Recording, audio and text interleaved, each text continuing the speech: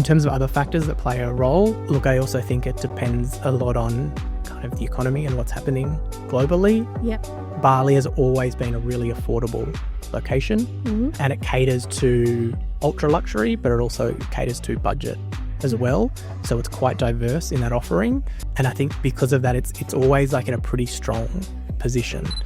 But then you also have areas like Pereira, where we are now. Yeah.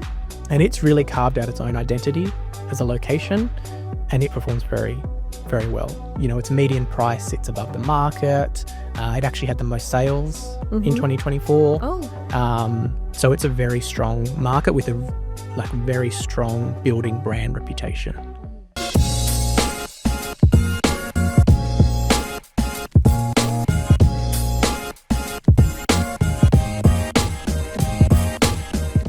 In this episode, we are collaborating with Thomas Butler, one of the co-founder of REID, the largest and the most trusted real estate data provider in Bali, with a database of over 70,000 of verified property records.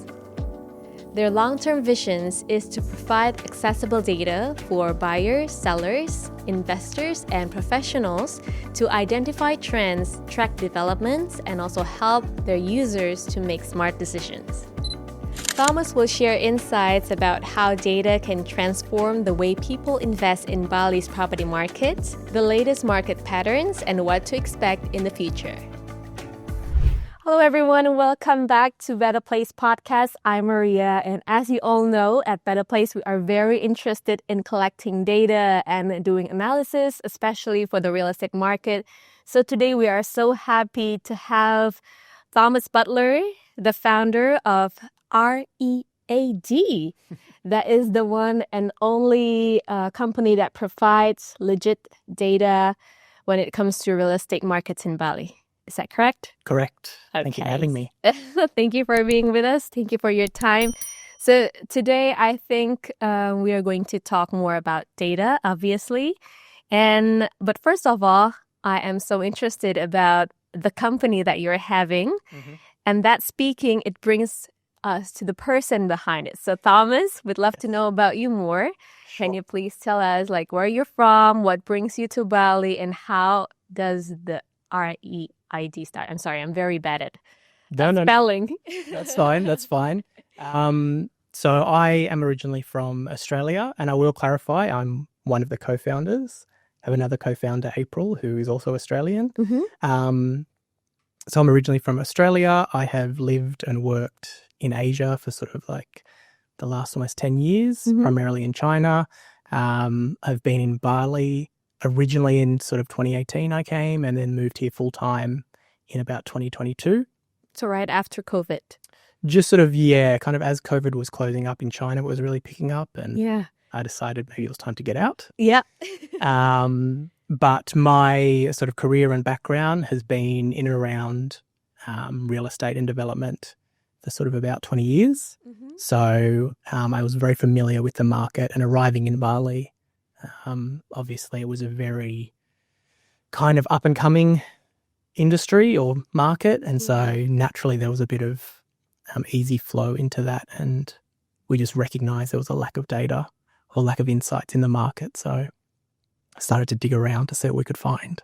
And when we talk about Asia, Bali and Indonesia is not very popular about being the leading in technological aspects, especially when it comes to data and developments and everything. So do you see an opportunity in there, and what is it that you want to highlight and offer to the people in Bali especially?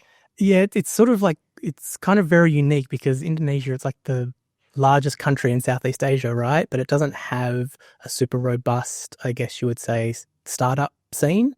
So that's quite interesting. And I think specifically in real estate, if you look at sort of Malaysia, Thailand, they have really good sort of, I guess you would call it real estate tech kind of foundations. Indonesia doesn't necessarily have that. And I think that was one of the things that we really wanted to explore was, this is such an immense sort of place, but it doesn't necessarily have just some really fundamental insights. I think that comes down to geographically, Indonesia is super fragmented. And I think that's like a good analogy for the market.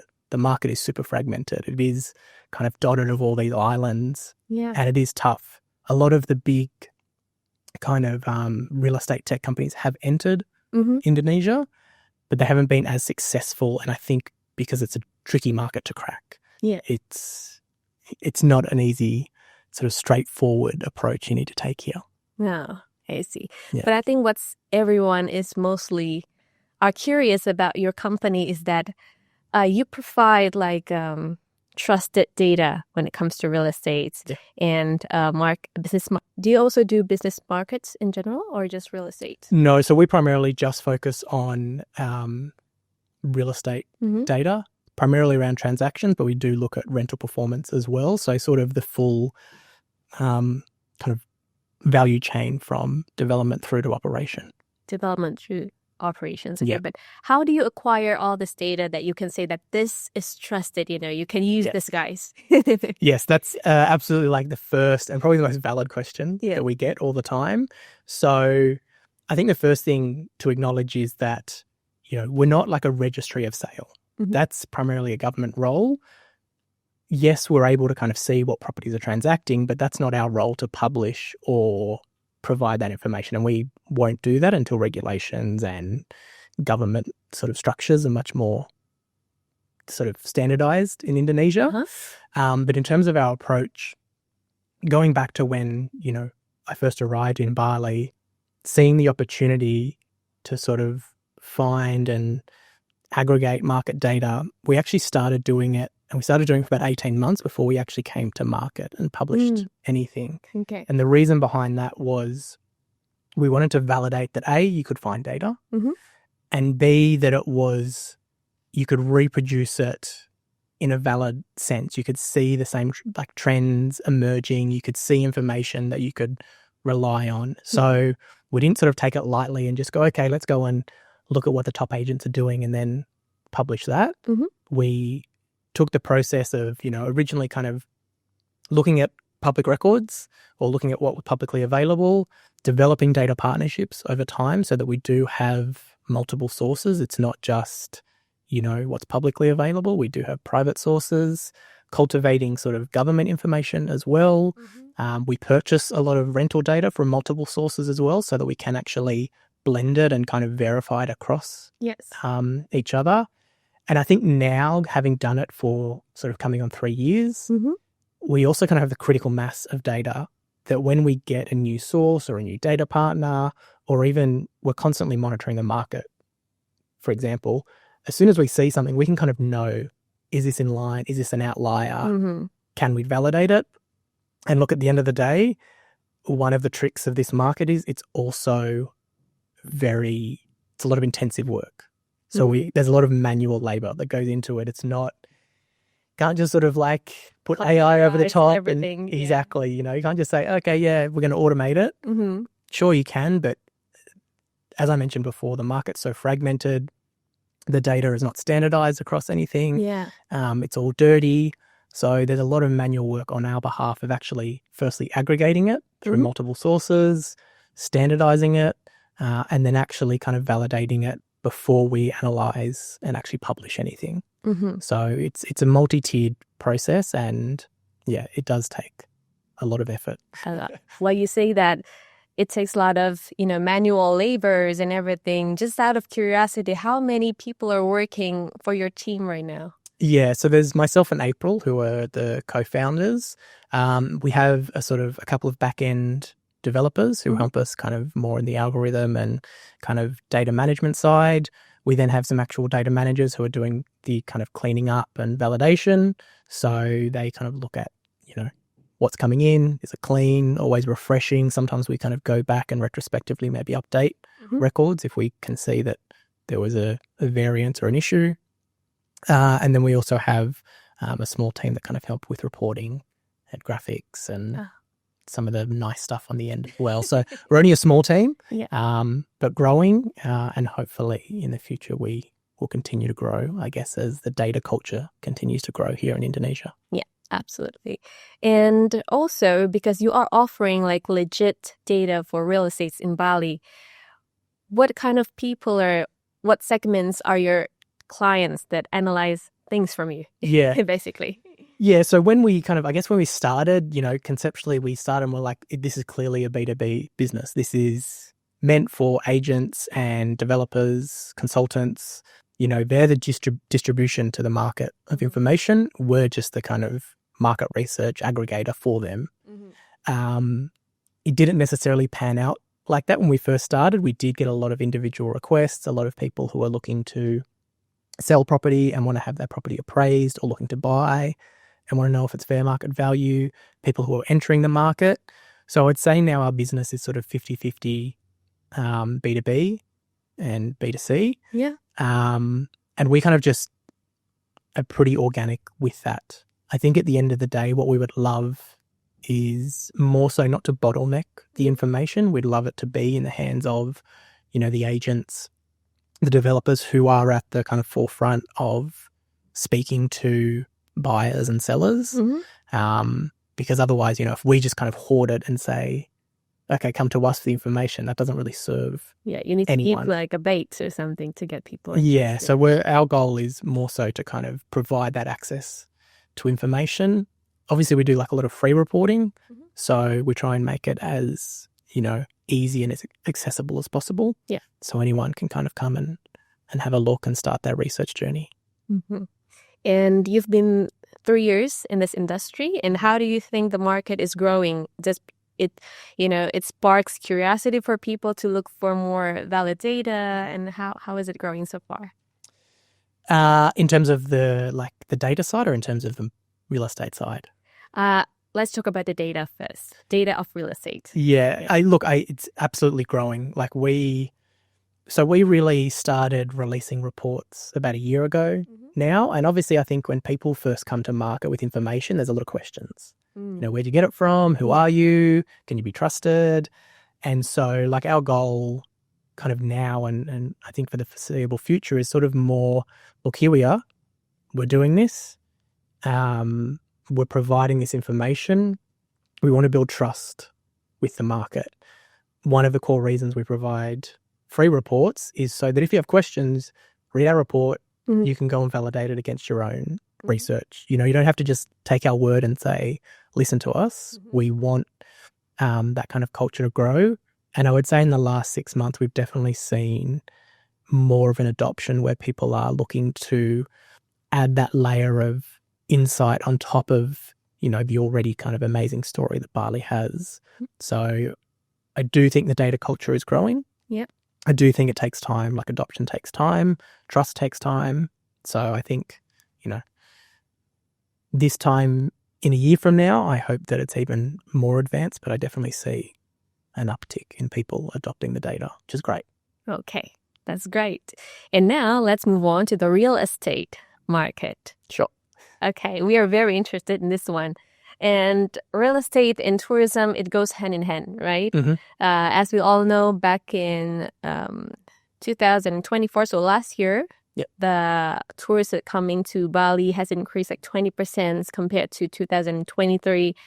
From your data and from your report, how do you say about this year, 2025? Is it going up, going down, stagnant? What do you think? Yeah, well, look, we're only one quarter in, so it's hard to say what 2025 will do.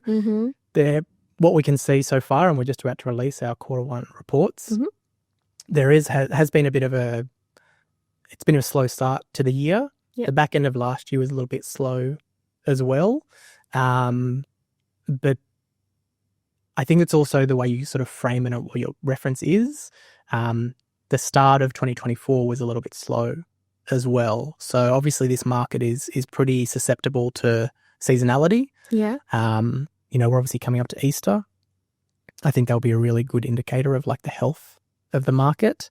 So I would be hesitant to kind of create a prediction for this year, but I do think that, based on last year, and last year was a really healthy year, really good sort of growth, I think it would be optimistic to say it's going to produce that again. But that being said, that was a really high performing year. So I still think there's growth for coming in this year, but maybe not to the levels that we saw in 2024. Okay. And can you tell us some of the factors that cause, the increase or the decreasing of tourists that is coming to Bali? Yeah. Well, naturally, like one of the big things is just exposure of Bali, and that can be good and bad. Exposure when you look at kind of emerging markets of sort of say, India or even like the domestic market, more exposure means more people are attracted to come here and experience what Bali is like. However, on the flip side, you can have overexposure. So obviously I'm from Australia. This is almost like our 8th state. So, I know, like I have Google alerts for Bali articles and the amount that pop up in Australia all the time, it's getting to the point where it's like, okay, there's just like a lot of reporting happening. I think it's getting to the point where, a lot of people who traditionally might have been interested in the market or came quite consistently and now a little bit like, wow, it's getting quite flooded. Yeah. That being said, the Australian market is still growing, so I wouldn't sort of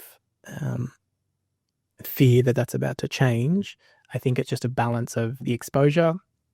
In terms of other factors that play a role, look, I also think it depends a lot on kind of the economy and what's happening globally. Yep. Bali has always been a really affordable location, and it caters to ultra luxury, but it also caters to budget as well. So it's quite diverse in that offering. And I think because of that, it's always like in a pretty strong position. If you look at other sort of metropolitan tourist centers, let's say in New York City, for example, it's hard to get to from a cost perspective. It's an expensive city. The American dollar is super strong. Yeah. So I think that bodes well for Bali, given that, it does have a range of offerings. And then also, even though it's not great, the Indonesian dollar or the Indonesian rupiah is quite weak at the moment. So that, everyone's getting more value for money by coming here. So whilst maybe there might be a bit of downturn from exposure, maybe that gets picked up from the value given the currency situation. Yeah, that makes so much sense. And do you think that the amount of tourists coming in mirrors the same growth when it comes to real estate market in Bali? Or are they like contrasting each other? What do you think? Yeah, look, definitely since the back end of COVID, the real estate market has taken a sharp increase. Yeah. I think everyone who is here is all aware of it. Possibly even tourists who come, they can kind of see it as well. Obviously, being in it constantly, you're a bit more sensitive to it. And on the surface, I would say, yes, it has kind of outpaced demand because, there was already an existing base of real estate offerings. There's a few things that kind of play into that. Like one of those is the apartment sector has really blown up in the last 12 months. It's basically doubled its market share. And so when you talk about apartments, straight away you're talking about density and, a heightened increase of offering. Yeah. If you're doing a villa development, maybe you're looking at somewhere from 5 to 10 properties. If you're doing an apartment development, you're looking at 20, 40 plus up to, 100 or so. Yes, it multiplies very easily. Exactly. So that density has kind of like an outweighted impact on supply. The other component to it is the off-plan development. Now, there's nothing wrong with off-plan development, but that has also sharply increased as well. And so off-plan development makes up about 35% of the market now. Okay. So if you kind of play that out, not all off-plan developments will actually ever come to fruition. Not all of them will end up as tangible assets. So if you kind of, work backwards and go, okay, well, let's just look at what is the tangible growth within the market, it actually is a lot closer to the kind of tourist growth as well. So last year, the market would have grown without off-plan developments about 25%. Yeah. Oh. Very similar to the demand. So there's kind of different ways of framing it and looking at it. But yeah, there definitely has been a lot more excitement and kind of building of the supply. 2025 might be an interesting year of like how that plays out. But yeah, it's not as straightforward as, you know, is there oversupply, is there undersupply or anything like that. I think there's nuance to that conversation. Yeah. And yeah, we still need, it's quite too early to tell because we need to still observe what's going on within this year. Exactly. And interesting that you mentioned about apartments because we can say that it's a new thing. It's only been 12 months of growing apartments here in Bali because in Bali we have like the coconut tree rules where you're not actually allowed to build taller than a coconut tree. But with the apartments coming, we have, 2-3 floors building coming up and density, as you said. Do you think that it is a wise thing to, invest and develop this kind of real estate apartments? I won't. I don't know if I would kind of get into is it the right or is it a wise decision. I think there's one critical thing that I think is for the positive of apartments, and that is a clear indicator of market maturity. And I say that because to do a apartment development, you have to have appropriate capital. Yeah. You kind of can't half do an apartment. Like you can half build a series of villas. You can build 3 out of 6. You can't half do an apartment block. Yeah. So you have to have more capital coming to market. It's a far more complex project. Having done design and architecture early in my career, it is way more complex doing hotels and apartments than it is doing one-off dwellings. So that speaks to a level of maturity and a level of investment that is coming to the market. So I think that's a strong positive. It is indicating, look, there is strong demand, there is strong interest, people are willing to do that, and kind of sophisticated or mature participants are coming to the market. Yeah. So I think that's a good indicator.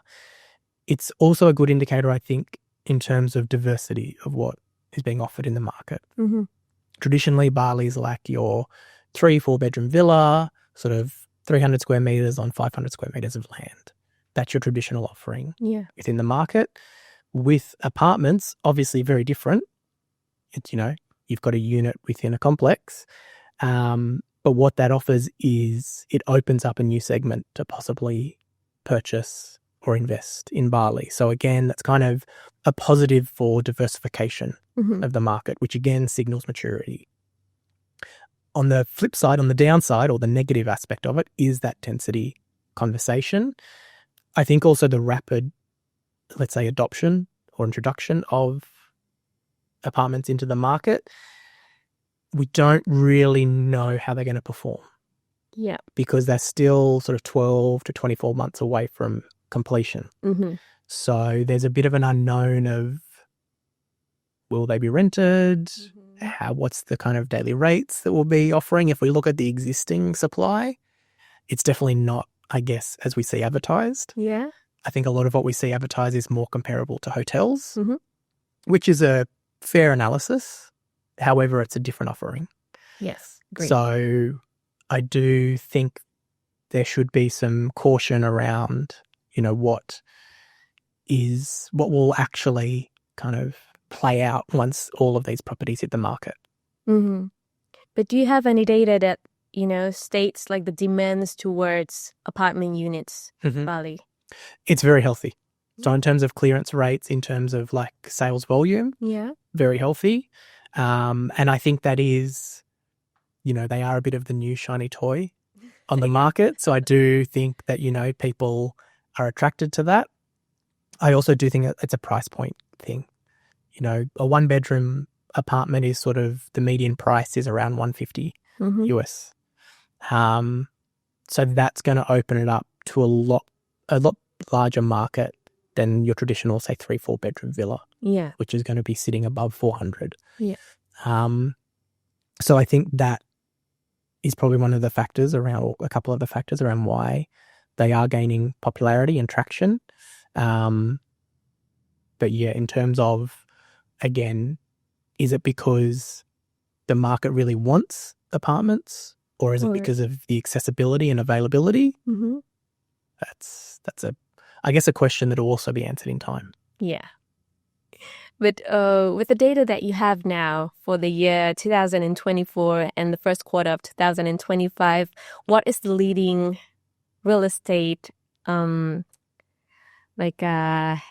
that is leading the market? Is it so apartment is a newcomer, or is it off plan? Is it villa still holding a huge market? How is it playing? So in terms of transactions and volume of transactions, it's still 3-bedroom villas that actually transact the most. The most? Okay. And I think that comes from just like a traditional sort of, a lot of them are existing, so they're not off plan. People generally, if you're buying in Bali, you're not buying a primary residence. You're buying a holiday home, a lifestyle change, an investment property. So 3-bedroom sort of villa speaks to that. That being said, it has lost a large amount of market share. 1 and 2-bedroom villas are definitely increasing in terms of their market share. 1-bedroom is really driven by the apartment sector. But yeah, in terms of what is still number one, it is still the 3-bedroom villa. Okay. But it's evening out slowly. Well, that's interesting. Yeah. A good insight for those of you planning to invest in Bali. Now, other than the entity itself, of course, when we're talking about real estate, we're talking about location.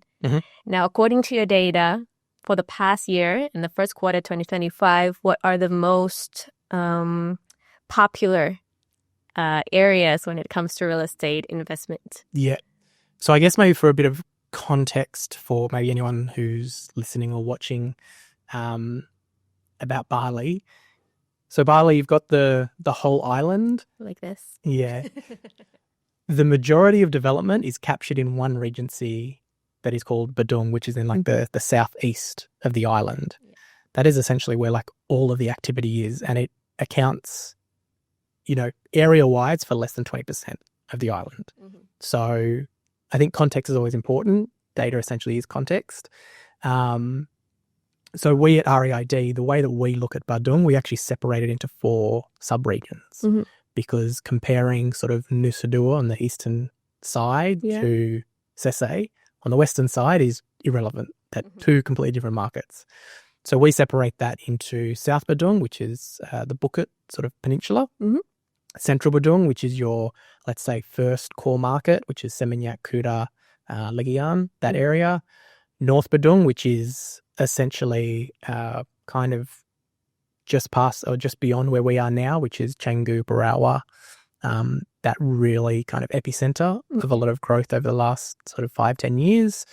And then the kind of more emerging edge of Badung, which is where we are right now, Pereranan, Sese, Chamagi, all the way up to the Tabanan border, the next regency. So in terms of like where is a lot of growth and kind of what areas are really doing quite well, South Badung has had a huge influx of supply over the last 2 years. Traditionally, North Badung was the growth centre. So Canggu area was the real growth centre of the market. And I think everyone familiar with Bali, Canggu is synonymous with Bali. That was the real growth driver, for the last 10 years. Yes. Obviously, Seminyak, Kuta area, that was like the establishment. Yeah. They perform still very well. However, they're a lot more mature and steady. Yeah. They don't see as much volatility or as much sort of spiking. They're a lot more steady. So South Badung, driven by markets like Uluwatu and Bingen, are seeing a lot of attention. Again, the question can be asked, is it because of that's where everyone wants to go, or is it because that's the new thing that is getting a lot of attention? So I guess there's further kind of investigation needed there, but it definitely performs very well, that market. Sort of the fringe areas of there, when you kind of look at, Ungasan and some of the emerging areas, don't perform as strongly, but they are seeing, healthy growth. But then you also have areas like Pereranan where we are now. Yeah. And it's really carved out its own identity as a location, and it performs very, very well. Its median price sits above the market. It actually had the most sales in 2024. So it's a very strong market with a very strong building brand reputation. When we look kind of a bit north, Ubud is a consistent performer. It does really well. Yep. A little bit lower on the price point, so it is a bit more of a sort of affordable location. Hasn't experienced as much growth as other areas. Obviously, it's a tricky terrain to kind of develop in, and access is a little bit restricted. It's not as easy as some of the flatter sort of landscape you get around here. But it is also a very healthy market as well. So primarily the market is driven by the areas that everyone is familiar with, but we do see strong growth in kind of emerging areas such as, Pereranan.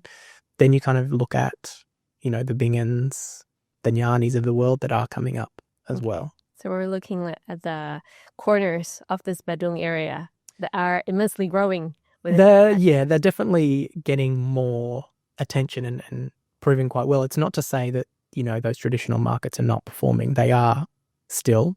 It's just at more of a kind of steady rate. And obviously those, Seminyak, its infrastructure, its offering, its walkability, its accessibility, it has that already. Some of the new emerging areas, that development or that kind of, urban utility is still a little bit lagging behind. I see. Now, what do you think about the nearby islands? We have Nusa Penida, Lembongan, Ceningan, Gili as well. Yeah. How's the data talking? So the first thing with those islands is the data is by far, it's way more restrictive. You don't have the same data set. And it's always a risky business kind of trying to find insights in restrictive data sets. So generally when we look at those islands, or if, a client requests us to kind of do some research there or what some insights, we'll kind of do like a compare and contrast against the Bali market because you just don't have the scale where you can say, okay, well, I can see a defined trend there. You get a lot more sort of peaks and troughs in the numbers.